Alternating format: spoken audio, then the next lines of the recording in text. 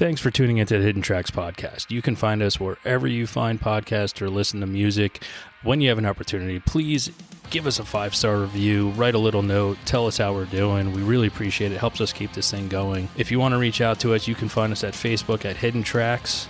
Instagram is at HiddenTracks99, and if you'd like to send in submissions or talk to us or give us any feedback about what we're doing, our email is myhiddentracks99@gmail.com. Thank you so much again for tuning in, and I hope you enjoy the show.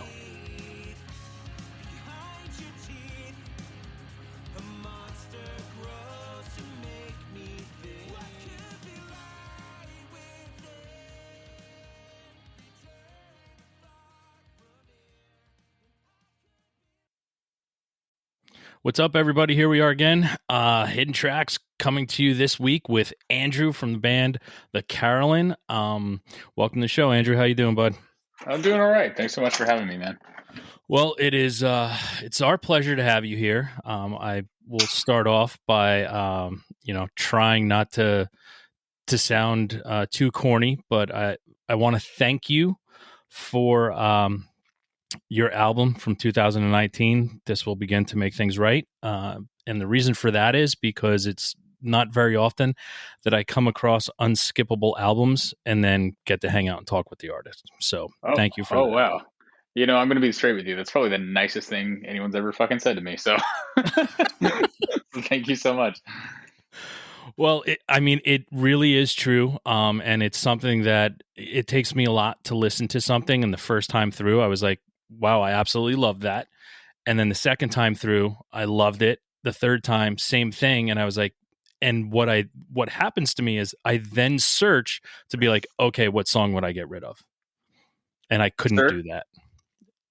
Well, again, thank you so much. Because believe me, I even with my favorite bands, I tend to find that there's more than one that I would get rid of. And I don't know if that's just because I don't have the attention span for records anymore typically, but yeah, I rarely find a perfect release in my opinion. So thank you so much for saying that.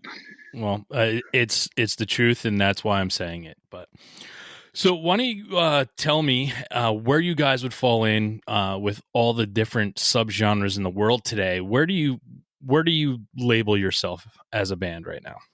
Oh man. I don't know if I have a super intelligent answer. And everybody has a different opinion as to what like constitutes as punk, right? And I'm not gonna get into that whole black hole, but I think we're just kind of like a melodic emo tinged punk band, if that makes any sense at all. Just no, it absolutely does. Go ahead. Sorry. No, I was going to say because your sound reminds me a little bit of Alkaline Trio, and that's exactly, you just described them. So yeah, like literally those dudes kind of taught me how to write songs in a lot of ways. And I cut my teeth on, late 90s, early to mid 2000s, poppy punk stuff, not necessarily like the, I don't know how to say it, like the Fall Out Boy type bands, if that makes any sense at all.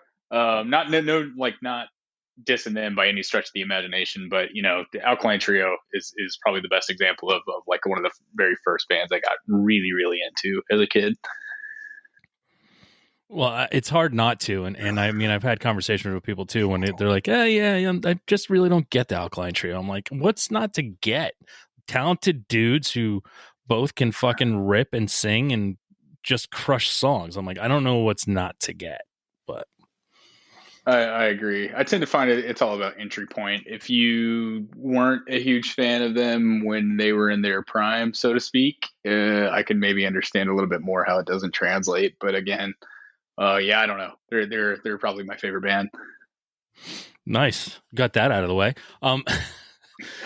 So I don't have to ask that later, but I will anyway. But well, I got a lot of favorite bands, so we can go down that rabbit hole. Well, you're totally allowed to. Like, I have my top 110 favorite bands, and then I go from there. Beautiful. So, why don't you give me a little bit of backstory about how this came about, the band, the CAROLYN?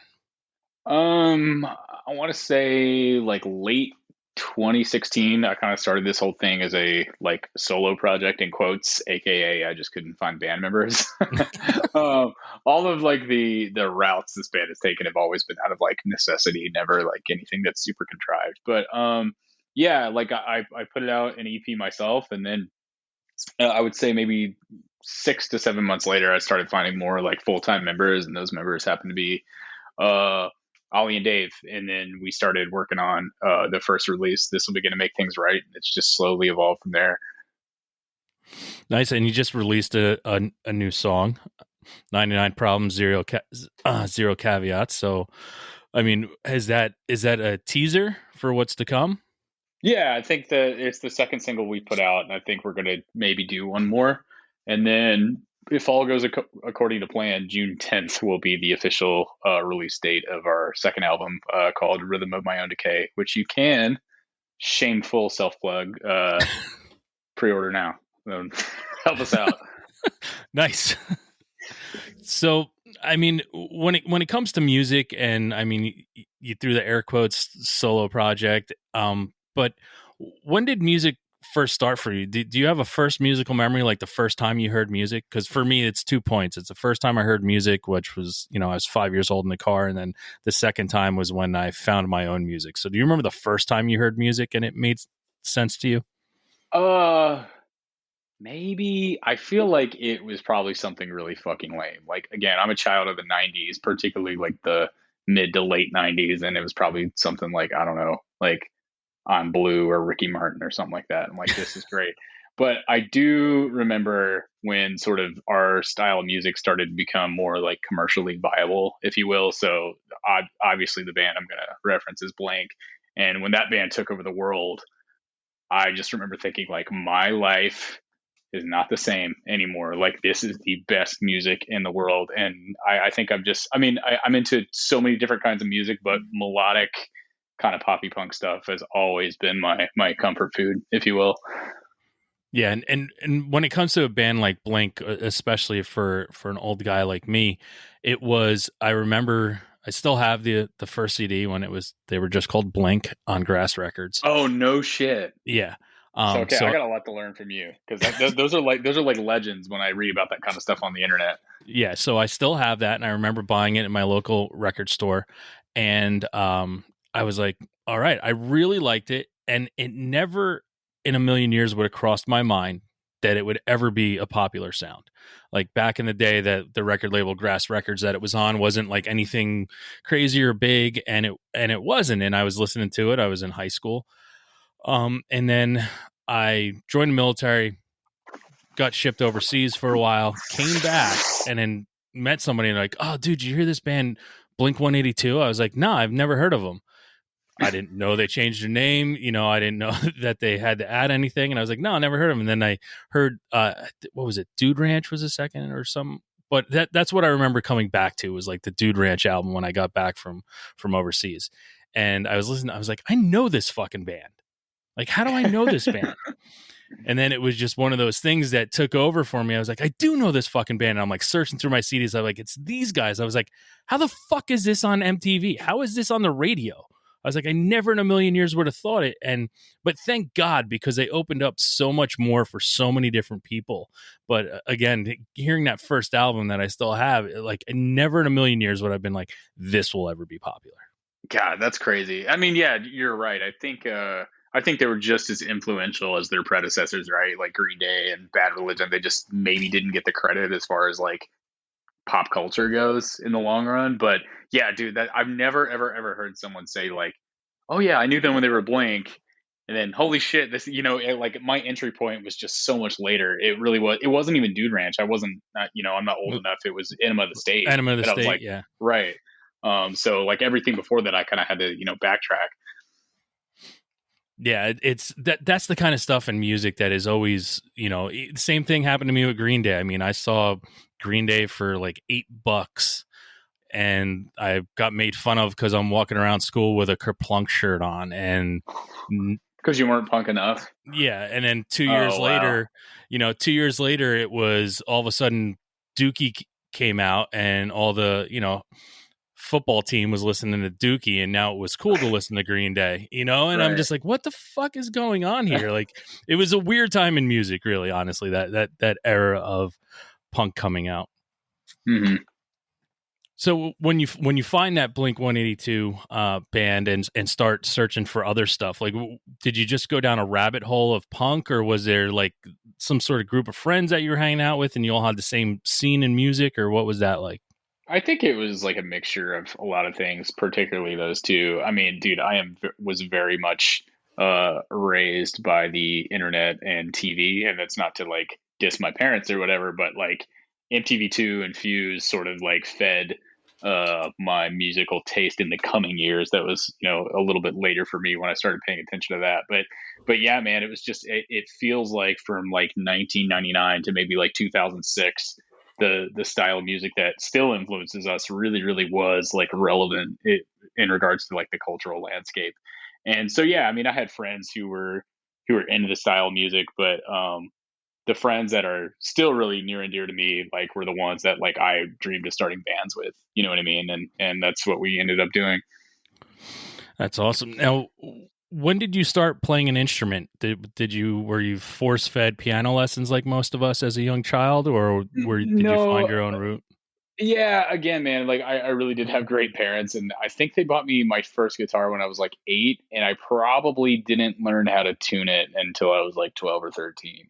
So again, I was like a disaster, kind of self-taught kind of thing, and yeah, like it really was the style of music that sort of informed my decision. Like, yeah, I want to play guitar. My parents bought me one, and it was just like history from there, you know.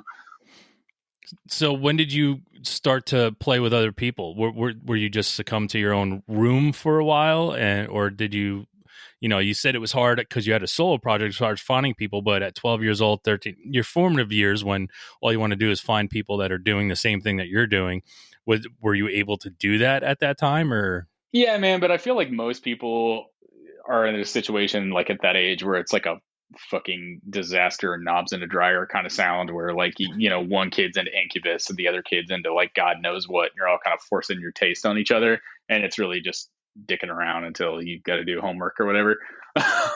And that was pretty much like the case for me till like late high school, and that's when I really started to connect with people, and it was because of social media. Like, okay, you live an hour away, but you're also really into the Lawrence Arms. Like, let's link up. You know what I mean? And Yeah. so it was just like networking over the years, and about, I would say it took me until late college until I really like found my own in terms of, playing shows and like getting to know people that were really like kind of lifers, so to speak, and kind of knew what was up and not just into some obscure metal band that they were trying to make me be really into. When was the first time you performed in front of strangers? I would say probably 13 or 14, and it was probably some dumbass like high school talent show type scenario. It's usually where they are. Right. So basically what I just got from that was it was not a memorable experience. Yeah, not really, not at all. And I would say even with this like band, like our first show was a fucking nightmare. It really did take until about like LP1 until I felt comfortable a little bit in my own skin playing in front of people and kind of sort of knew what the fuck I was doing. Yeah. Now, when you started searching out, later on in high school, did you form a band? Did you have like, I always like to find out if someone was in a band and what the name of their first band was. Oh, dude, I wish I could remember. Again, dude, I buried a lot of those memories from high school. Not the happiest of times for me.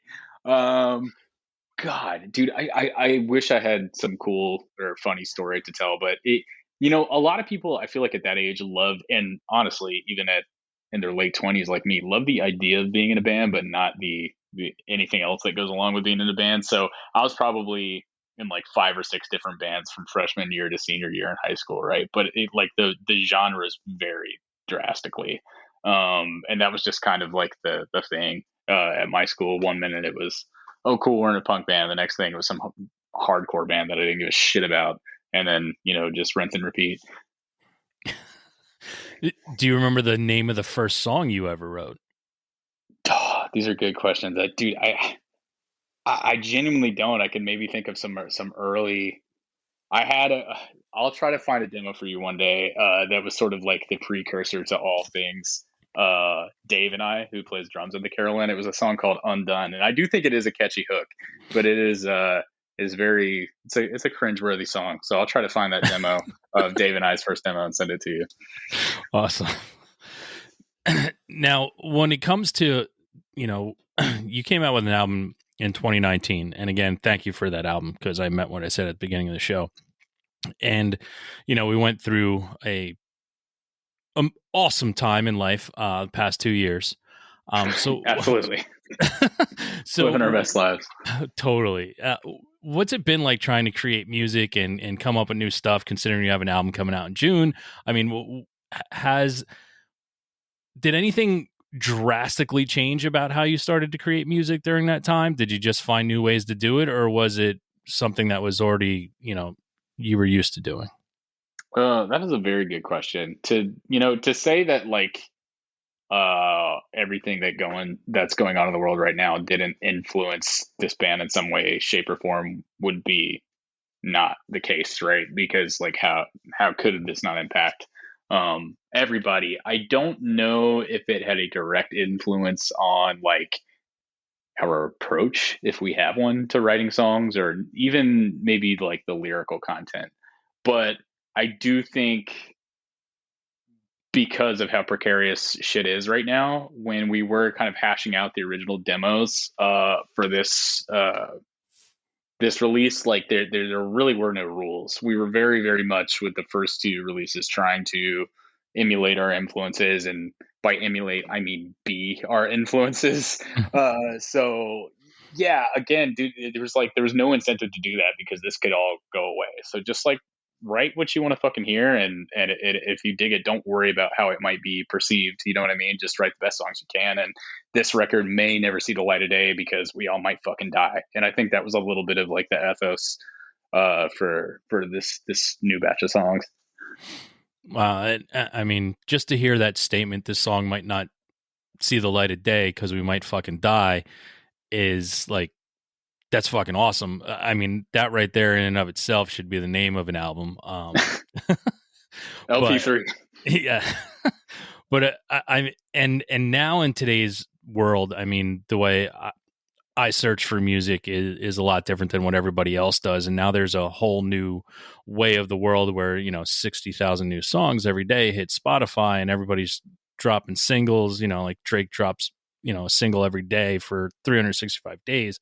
But I mean, have you tried to navigate those waters, because you're working on an album and you're going to drop an album and you only put out a couple singles, like the old traditional way of getting music out there? Do you take any thought into the way music is released nowadays?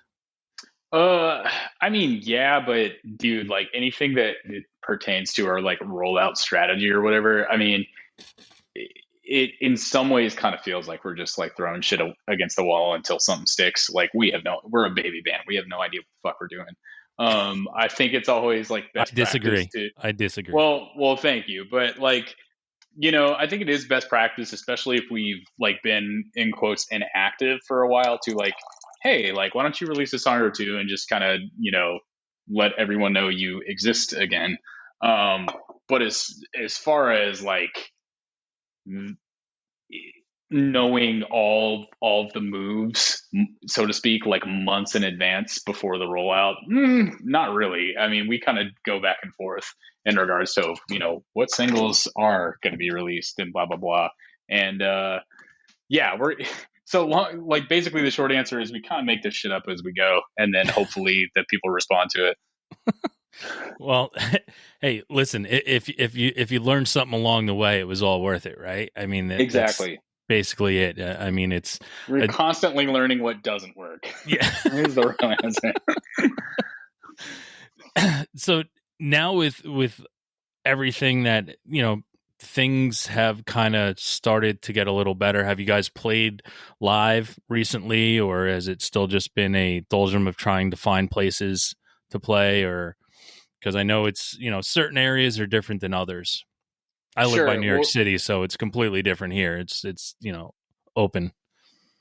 Yeah. Well, I mean, it's been like a little bit of both. More so, I mean, stuff is open again, right? Like we actually just played with this band called Decent Criminal from California that I really really like a lot. So we're getting back at it. But one thing that I feel like I've noticed is some of the places we will see that'll pop up that used to pop up in conversation aren't really there anymore. And I think COVID really did take a toll on the independent music scene, and we're still kind of recovering from it.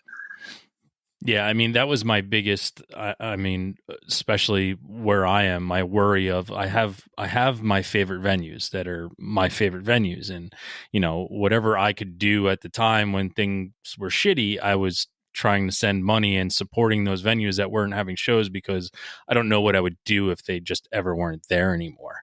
Like that's a thing that hits me really hard is because independent music venues need to exist because artists like yourself need to have a place to grow and form a community around the band.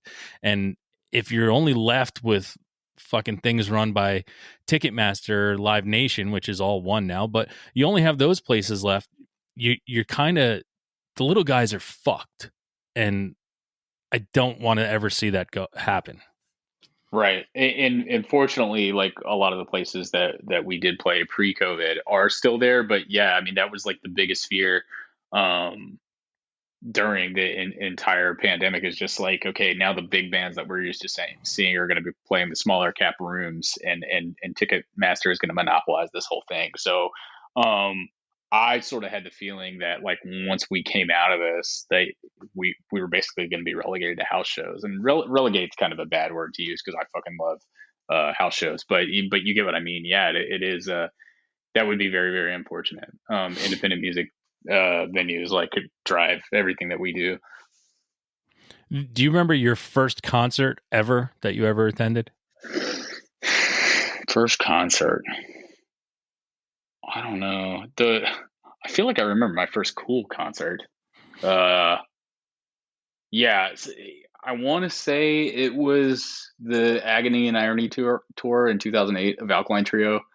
I was maybe I'd been to like cool shows and stuff, but like I remember like my first like, oh, this is a much bigger band. I was probably 12 or 13 when they came through town. So again, bringing it back to Alkaline Trio. Yeah, those guys changed my life forever. So do your parents didn't drag you to any like show growing up?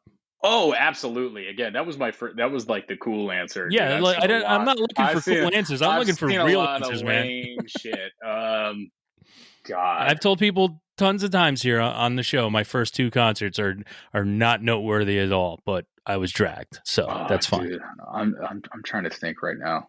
Again, I've been drinking for the last 3 hours, so I'm not the sharpest right now. But yeah, dude, I don't know. I feel like maybe early on, my parents took me to see like one of the members of the Eagles, and not like one of the cool members like Joe Walsh.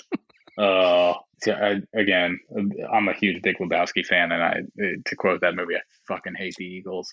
So yeah, it was probably something lame like that, dude. My parents were really into dad rock, so to speak. Yeah, no, that's fine. And you're not the first person on here to say they hate the Eagles, so don't worry about it. I actually genuinely kind of like Joe Walsh. Like, his music's fine. I could take it or leave it. But like the other dudes, it's just like, shut the fuck up. This is the worst music ever. Now, when you're playing music, have you ever been on a ticket or played, open for a band or a band open for you that you got to sit back and you watched them and you were just absolutely blown away by what they did? And it doesn't take away from anybody else you've ever played with before, but is there a specific band that you can remember being on the same bill that you were just like, fuck, that was one of the greatest things I've ever seen? I would say, yeah. And it's a band we continue to play with. This band called New Junk City from Atlanta as well. Like I'm just consistently inspired by their sound. Like I think they really know what the fuck they're doing when it comes to just songwriting in general, but they also like, I don't know. I don't even know where to begin with them. I'm just, again, constantly inspired. So anyone listening, check out New Junk City. They're great. So, okay, here's one. If you meet somebody, you tell them you're in a band, they've never heard you before, what song of yours would you play for them? That's a solid question. I'm only saying this because seems for whatever reason to be the one that most people like gravitate to. And if they like tag us in a post or like say they like her band or whatever, the one that comes in conversation or comes up in conversation the most is AM. Again, I don't know if that's like my favorite song of ours, but that I would say that's probably a pretty good starting place. Well, tight, first track off of the LP. So Sure. but okay, then what's your favorite song so far? Released or unreleased or yet to be released is the question. Yeah, well, the one that you're most proud of, and listen, if it's not released yet, it's not, because I mean, listen, I have my two favorites, and they're back to back on your album. Mine are Every Move and Rot. Those two songs back to Oh, back. wow! Thank you so much. Like those are mine. Those are the ones that made my ears perk up and just be like, all right, they know what the fuck they're doing, and it just that was the moment where I go back, and those are the songs that I listen to the most. But I mean, so like, what are your, and again, it can be unreleased, like, because who knows? Yeah, I mean, I will definitely say that Every Move has a very special place in my heart just from like a writing perspective. I'm kind of proud of how that one came out.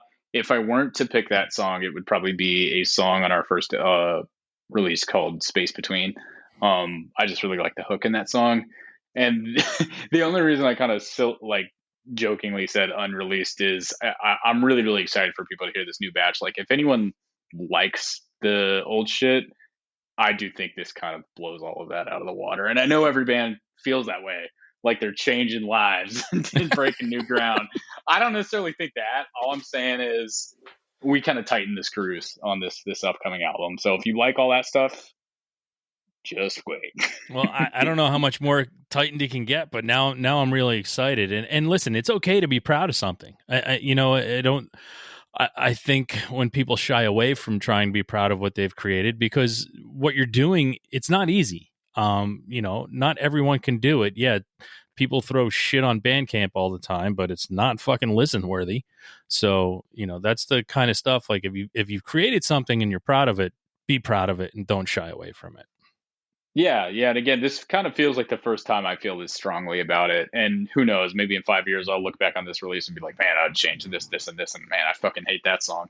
I tend to be that kind of guy, like super, super critical. But I do think there is a little bit more maturity in quotes with this next release for sure that didn't necessarily exist for the last two. So we talked about earlier and how I explained that, when I heard your album, it was unskippable to me. And I played it many times to figure out that I couldn't find a song to remove. Do you have a couple albums off the top of your head that you would, put unskippable? Oh, for sure. Yeah. Again, rabbit hole topic. I think, a lot of people who are fans of this band disagree with me, but I think Handwritten by the Gaslight Anthem front to back, don't give a shit, masterpiece of a record. Wow. See, and I'll go to the grave saying that. I'm a 59 sound guy. I'm like 59 And I sound love is the 59 unskippable. sound. Yeah. Like I would agree that's in the same category, but there's something about where I was at in my life when that record came out and the sonics. It's not even just the songwriting, although I do love all the songs on that record. It's I don't know, dude. It's I'm not a spiritual person, but there's something magical about that record for me personally. I'll just listen to it front to back. Listen, it's your opinion. You're allowed to have it. And are you happy that they're back together and touring now? Yeah, for sure. Again, I don't really have a whole lot of expectations just because, like, I feel like that might spoil it a little bit. Anyone who feels entitled to, like, Handwritten Part 2 or whatever your favorite record is, I think you're kind of silly and a brat. They're totally different people now, so it'll be really interesting to see where they go. And I don't know if what I'm about to say will inform the next release at all, but I was a huge fan of his solo stuff. So I never felt like robbed, so to speak. Okay. So anything he's involved in, I'm going to be a fan. Yeah, I mean he's a big mainstay up here in Jersey. He's a big thing. I wasn't huge on his solo stuff. I mean, I was a big fan of the first Horrible Crows. I was like really excited when I heard that. And then his solo stuff, listen, it's Fallon. Like, he writes great songs. He really does. Sure. And it was just I think it was because my introduction was when I saw them open for a band, and then I didn't know who they were. And I saw this band and I was like, holy fuck, these guys are amazing. And then I Best was, band in the fucking world. yeah. And Yeah, I'm they're my like, other favorite band. and then I'm all in on them. And then it was just like, and what's so funny is they were a band for longer than people think, but at some point it was like this, it seemed so short. Well, okay, I'm glad you addressed that. And again, I don't mean to derail the conversation too much. The reason why like honestly, the Gaslight Anthem is probably a better person to say is my favorite artist of all time. And the reason that is because to me, there seems to be a completeness with their legacy. And again, maybe they'll shit all over it with this next record, who knows?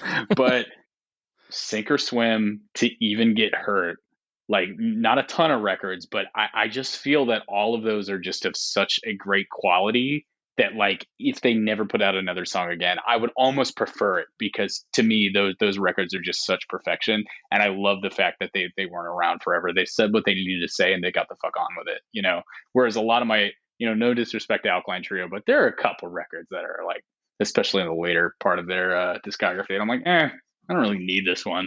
Well, what happens is, and when you see it, when there's when there's bands that are together, and Alkaline is always one of those that I put together because you have two main people, Dan and Matt, that come together and they write songs together, and then they go do their solo stuff, and then the new albums come out, and they're basically just two solo albums put together as a band. Right, exactly.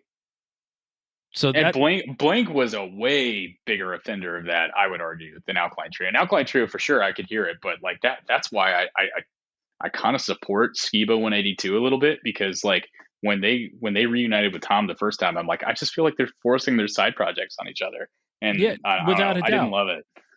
Without a doubt, and I mean it happens with every band that has two main focal points. It really does. And listen, it doesn't take away, but at some point when it's forced to come back together, whether it's, who knows, whether it's a cash grab, I don't ever really want to say that, but sometimes it is, or, you know, listen, if you're onto that move, then stick there. You know, one of my favorite bands of all time is two lead singers, great albums that I've always loved, and they split up and they both went and did their solo careers, and I love both of their solo stuff, and then they came together, and their albums, when they got back together after that, I was like, I'm really like, I like this song because it's a John song, I like this song because it's a Ken song, but it's like I'm not putting it as under the band name, sure, you know, right. And I mean, I think one of the things is too, which is, I mean, Brian just went and did his own thing. I mean, Benny was in Mercy Union, and I mean, everybody was doing other things, but Brian, you know, it was what everybody knows because of the voice and the sound that he created. So probably going to be there, you know, close to the same, if not more along the lines of closer to his solo stuff, and maybe not as hard. That's what I'm thinking we'll get.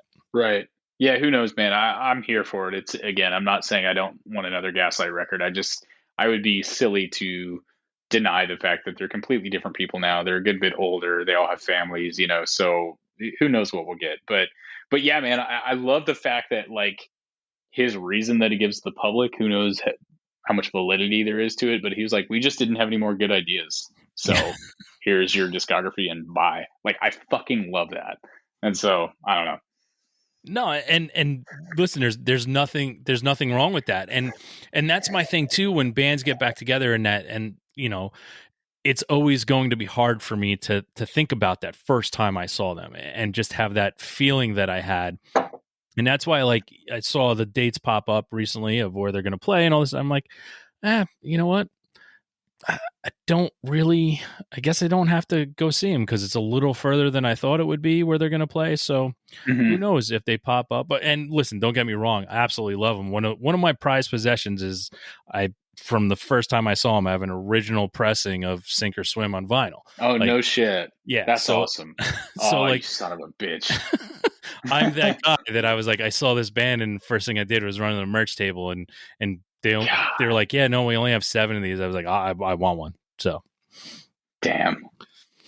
But okay, let's go on to something else and try and figure some other things out for bands.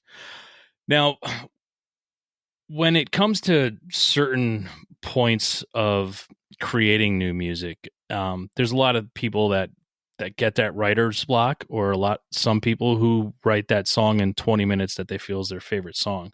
I mean, have you experienced that in any way coming into the new album? In terms of like, do I follow my gut reaction of like, oh yeah, like this one's a good one, so Yeah. I'm gonna keep this. Yeah, I would say so, man. Like I try not to like begrudge anything, and like if I'm having to work out a song for weeks on end, probably not the best song. You know what I mean? I do. It's a cliche, trite thing to say, but like good songs write themselves. Like I back to the throwing shit against the wall, like until it sticks. That's what this whole fucking thing is. Like if I have a good melody and structure, I'll figure the lyrics out, but I'm going to hang on to that. You know what I mean? Mm-hmm. But if I have to force something that is sonically interesting, I'm probably going to throw it away. And that's just I don't know, the way I operate, I guess. I think Ollie is a little bit different, not to put words in his mouth. He's much more kind of like, God, I don't want to say masturbatory. That is sounds disrespectful, but You just he's said it definitely, though, and it's on yeah. tape. Yeah. Okay, so honestly, again, not to tangentially reference Gaslight again, but like Springsteen, for example, I think he's one of the best ever.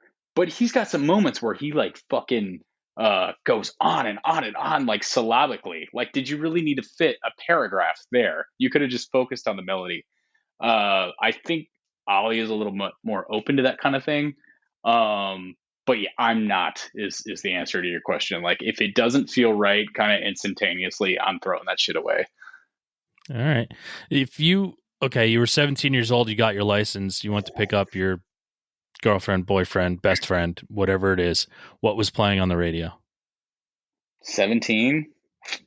I'm gonna go ahead and say Impossible Pass by the Menzingers. That record really, really had a big influence on me at the time. Wow. I'm going to see them on Saturday for the third Good time for this you. year. Yeah. I'm actually really excited to see Sincere Engineer and Oso open for them. I've never seen her live, and again, can you edit things out? Like, I just don't mean to talk out of school here. You can say whatever you want, and listen, I fucking hate when like bands, especially at our level, are like, I can't talk about this yet, because it's like, who the fuck are we? You know what I mean? I just don't want to steal Ollie's thunder. That's the only reason I said this. But apparently, he interviewed Deanna, and that interview is going to come out kind of soon. So I'm happy for him. Was my only point. So nice. I don't know if you can snip that little part out, but yeah, I don't need to snip anything out. Listen. That's awesome. If he's interviewed, listen, that's great, and get other people to listen to that. We don't need to. It'll be fine. So moving on, mark for edit then for that. So last song I wanted him to be the kind of the one that like kind of said something. You know what I mean? I didn't want to steal his Instagram clout. That's for fine. Example. Yeah, listen, you call him up, get him on the show right now. Yeah, he's working. All my fucking bandmates work all the time. Hey, listen, we all have real jobs. You're going to school, right? So yeah, we all have real shit that we got to fucking to tend to. Not me. I'm Peter Pan for life, dude. Mr. Peter Patrick. All right. Yeah, exactly. What's the last song you listened to that made you cry? Oh, fuck. I don't know. This is lame to admit. I cried at a lot of songs. It's not lame to admit. Probably Funeral by Phoebe Bridgers. That one always kind of gets me. All right. The indie darling who I'm sorry, you lose the indie label once you're on Saturday Night Live. Oh, sorry. All right, 5 minutes left to live. Meteors crashing into the earth. You got to listen to a song. What song do you listen to? Oh, I thought you were going to say what I'm doing. I'm like, I'm fucking, dude. I'm having sex. Got to listen to a song. Armageddon, Alkaline Trio. Why not? Boom. Sex right into Armageddon. That's awesome. Yes. I'm like, fuck punk rock. I'm ejaculating. Now, okay, so what do you... Okay, it's classified as guilty pleasure, and I know later on in life, everyone needs to say, I don't care if somebody knows what I'm listening to, but there's always that one little millisecond somebody catches you listening to something that you're a little nervous that they caught you listening to it. So do you have any guilty pleasure? I mean, dude, I have no shame at this point in my life anymore I because know, like but I'm so open about all the pop stuff I like. But I would say honestly, dude, like some of the butt rock stuff I like is a little more embarrassing than saying I like Lady Gaga. Like, who the fuck doesn't like Lady Gaga? You know what I mean? But one of my favorite bands of all times is Rammstein. I fucking love that band. They're in my top five. Like, there's something about them, and I think it's pure nostalgia. I think it was like I was a kid during the early 2000s, and that band was in the scene of Triple X, and I'm like, what the fuck language are they speaking? This is so awesome. Mom, buy me this CD, and I still love their music. I don't care. hey, they got it. Didn't they just drop a new album, or they're dropping a new album this year? I They think. are. I heard like 30 seconds of the new song, and I'm like, yeah, this blows dicks. I like the last one, but yeah, dude, Rammstein is great. Which is weird that I fucking know that they're coming out with a new album this year because I own nothing by them. So it is weird. I read a lot, so I think that's why I know that they're coming Yeah, out with I something like new. them, and I like Korn, dude. I don't care what anyone says. Korn's great. Fucking so you're a new metal dude. Sort of, but like, if does the term like new metal snob exist? Because I'm kind of a cunt about a lot of new metal bands. Like, I don't like I fucking hate Limp Bizkit. I think that's the worst music ever. My drummer hates that I say that.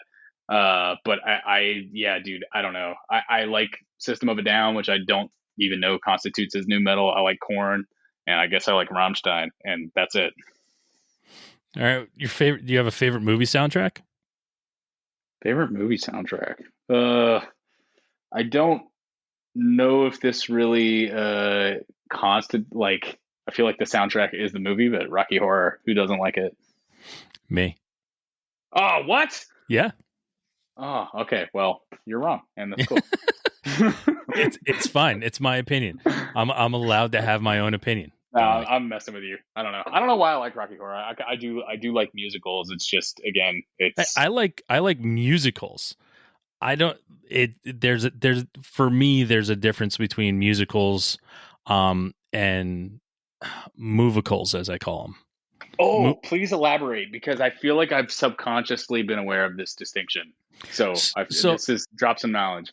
so movicals are, they're movies that are just musicals that are movies. Grease, Rocky Horror, things of that nature that have their soundtrack, and people just gravitate towards it. But what they don't realize, it may not have been the music, it may have been the acting, what they liked, and what was behind it. Like for me, I'm growing up outside of the city, I went to tons of Broadway plays. So musicals to me is the Phantom of the Opera and Les Mis, and yes, they turned them into Okay, dude. movies. Yes, Phantom of the Opera. You're speaking my language. So I mean, there's movicals and there's musicals, and movicals are Rocky Horror and Grease and things of that nature, and fucking Mamma Mia and shit like that. So am I lame for liking both? Listen, I mean, I don't want to call a guest lame, but no, you're not lame Please because do. because you're allowed to like what you like, and that's totally fine. I'm just saying that's not for me. I understand. I understand. But yeah, so you're more. What you're saying is you're more cultured than I am, and redneck swine like myself have never gotten the chance to be exposed to Broadway, and so we had shit like late night TV, and Rocky May- Horror was on late night TV. maybe that might be But I it. do I love mean, Phantom of the Opera and shit, though. Like for yeah, real. I'm not. Listen, I'm not. Don't put words in my mouth, because I took a friend. I was stationed in Georgia when I was in the military, Or and I bending, took I a take it. friend because Les Mis, the traveling cast, was coming around, and I was like, "Hey, listen, I've seen this play a bunch of times already. You've never seen a Broadway musical. It's still not Broadway, but let's go." And we went to see Les Mis one night at the Savannah Civic Center. Walked out. He's like, that Oh was the shit! fucking greatest thing I've ever seen. This is like 97, 98 when I was down there. Wow. But like, that is the thing where it's like, all right, now you see the difference besides hearing a soundtrack or something. Like, it's just that feeling that you get in watching it acted out is fantastic. And I just don't get that same feeling on watching a movie of it. That's why I call them movicals. Sure. Well, again, okay, so like, if this is an appropriate analogy at all, I am a fan, like, if to talk hip hop for a second, of parents just don't understand just as much as I am fuck the police. And it sounds like that's the comparison you're making. There's a difference, but I'm of the opinion you got to have both. I like Will Smith just as much as I like NWA. Fuck it. Well, one can't exist without the other. Right, exactly. Can't be serious. You can't have artistic integrity all the time, is what you're saying. Exactly. Pretty much.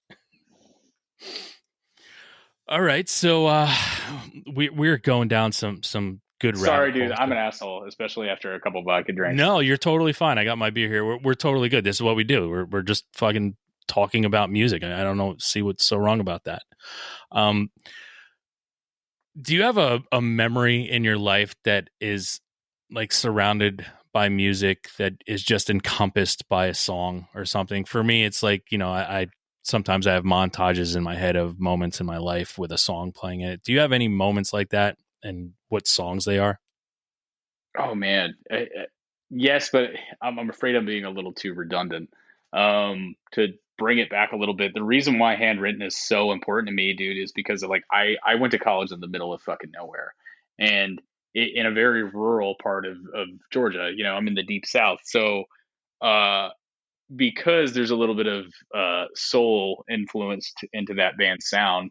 Something about that record specifically, like being like the backdrop of my scenery, going, to my house in the metro area to the middle of nowhere, just really, really worked. Looking at like cow pastures and shit, and listening to "Here Comes My Man," it just made sense. And I don't know, it was the best times of my fucking life.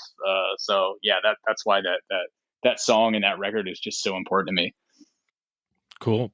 You you brought up you said it earlier about, may all die. Have you ever, thought about that, like funeral playlist style wise? Because I know I have, but casket closed. Of my own funeral? Yeah. Oh wow. Dude, I don't know. That is a solid question. I don't know if I've ever thought about that. There's a song, this is a fucked up thing to say, a song that like kind of gets me amped at the prospect of dying. That sounds really weird to say out loud. Is "Ruins to My Memory" by Amon Amarth. There's something about that song that's just like, hey, if I have to die for some, great cause, this is going to be the song that I got to do it to.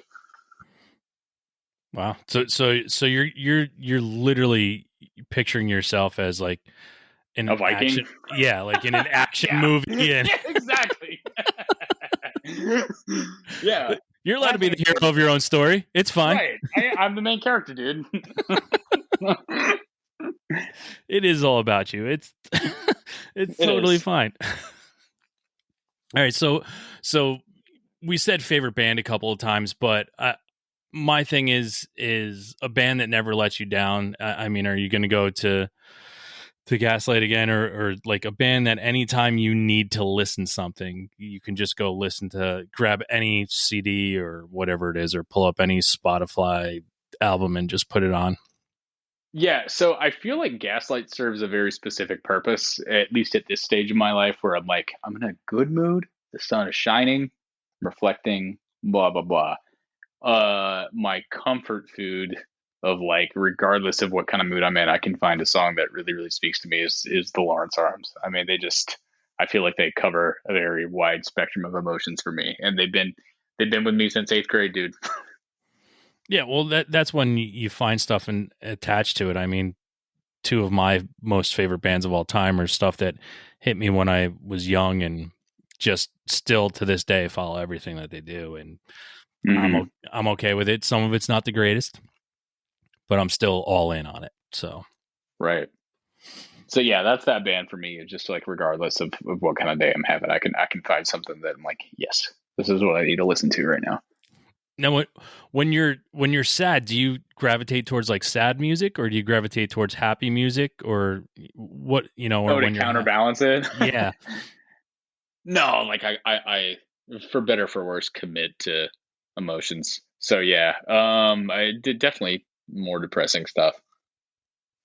Yeah, me too.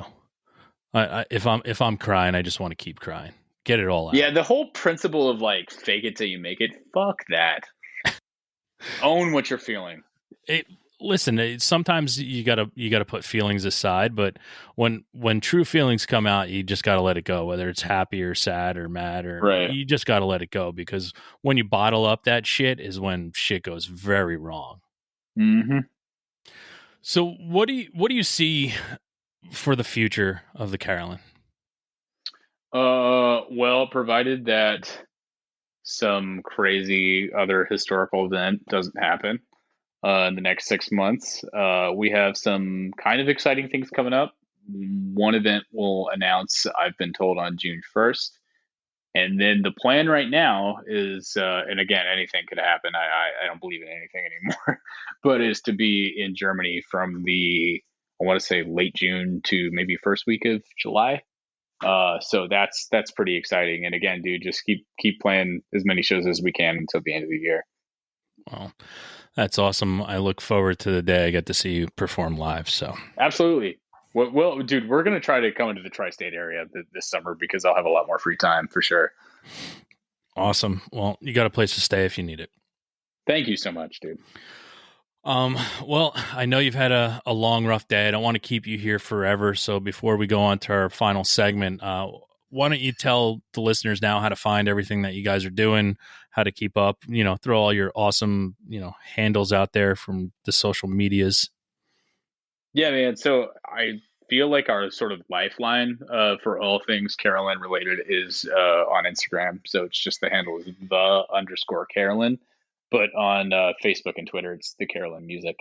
And yeah, we're all major streaming platforms: Spotify, Apple Music, on Bandcamp. And then, yeah, check us out on 59xrecords.com. Not only our stuff, but we very, very proud to be a part of that label and all the awesome bands: Kiliki House, Rough Dreams, Black Suit Youth, all super rad bands. Awesome. Yeah, Rough Dreams was one of our first guests years ago. So nice. Yeah, good dudes. I was hanging out with Jake maybe about a month ago. Yeah, very, very nice. We had a very good conversation on here. Good dudes. So we're coming into our last segment. It is our weekly threes. It's 3 things that you're listening to right now that you'd like people to check out. So if you need time to pull up your Spotify or your playlist or whatever, but the 3 things you just listened to that you'd like people to listen to. So recently, on my commute today, I was listening to St. John, the up and coming rapper St. John. For anyone who's sort of into mainstream hip hop, that's a joke. Yeah, really into his stuff. I Shazammed a song yesterday, and maybe you know more about this band than I do, but it's this band called Dead, DEHD. Have you ever heard of them? Does it have a new metal sound to it? No, it's this like weird, like spacey kind of indie pop kind of thing. Really atmospheric. Okay. I don't know anything about them, but Dead is really good. And then, obviously the new Hot Water Music album is great. So yeah, those are my picks. Yeah, that was my call the other day. I saw Hot Water Music on Friday. So nice. With 2 other awesome bands, Strike Anywhere and Be Well. So. Can't go wrong. Awesome. So my 3 for this week, my first one is, it's funny you mentioned Germany. It's a German band called Catapults. Yes. Oh, dude, they fucking slap. Sorry, dude. They're amazing. And somebody asked me, they're like, "Well, what do they sound like?" I go, "Indie, alt, emo, punk." And I'm like, just one thing. Dude, okay, they're from Germany? I had no idea. Yeah, they're from Germany. I'm silly. Okay. Yeah, and the album's called I'll Be Honest. It's so fucking good, and it's another one of those things, like, I heard it and I was just like, all right, this is fucking awesome as hell. And I was like, oh, they're from Germany. I'm like, maybe a little language barrier to get them on the show. Yeah. But I think the same reaction, dude. Like, literally, they came on like a shuffle, whatever preset or whatever on Spotify the other day when I was driving. I'm like, yeah, I'm gonna quit playing music because these guys, like, I'll never make it. These guys are awesome. They're absolutely amazing. I mean, they got one fucking album out, an EP, and they're fucking killing. But they're awesome. So number 1 is Catapults. Number 2 is a band called Sleepwalker. You got to put a space in between it, but it is a metalcore band from Michigan. Name of the album is called Alias. Really good. If you're into metalcore or anything Furnace Fest wise, Sleepwalker. And last but not least is Montier. It is a post-rock from Australia. The name of the song is From the Sky We Fall. It's a single. Really, just if you're into any of that post-rock music, lends you towards Lights in Motion or Ghosts and Vodka, Explosions in the Sky. If you're into anything like that, that's something for someone to listen to. But that's my 3 for this week. Nice. But Andrew, thank you so much for being here. Again, thank you for providing me with an album that was truly something that I'd been not knowing I was searching for, but it's something that just brought me in and made me just be like, all right, can't find anything to get rid of. So thank you for that. I appreciate it. Well, thank you for saying that, man. I really, really appreciate it. I had a great time tonight. It's the most fun I've had in a while. Good. Well, I'm glad we could provide some fun, and I'm glad we got to talk. Glad I got to know each other. So, this is what it's all about. This connecting through music. So, thank you so much. But everybody out there in Hidden Tracks land, you know what you need to do next. Go out, listen to CAROLYN, and have a great fucking time. Caught out of focus, void of emotion. 'Cause we keep on waking to the same game of hangman. So say goodbye to sleep, farewell to me. Ain't gonna dream. The breaks around us red still represent nights I've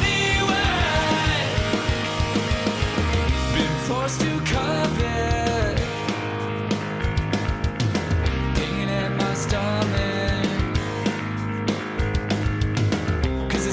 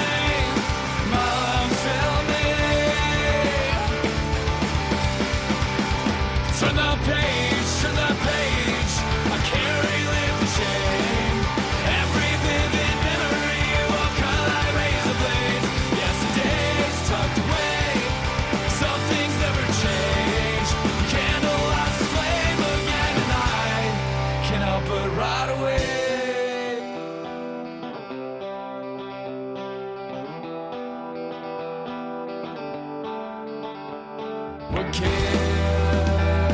I say?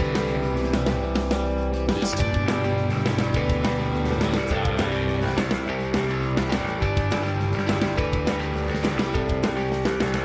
Turn the page, turn the page. I can't relive the shame. Every vivid memory will cut like razor blades.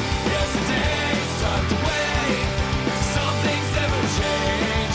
You candle lost the flame again. You candle lost the flame again. You candle lost the flame again. And I can't help but ride away.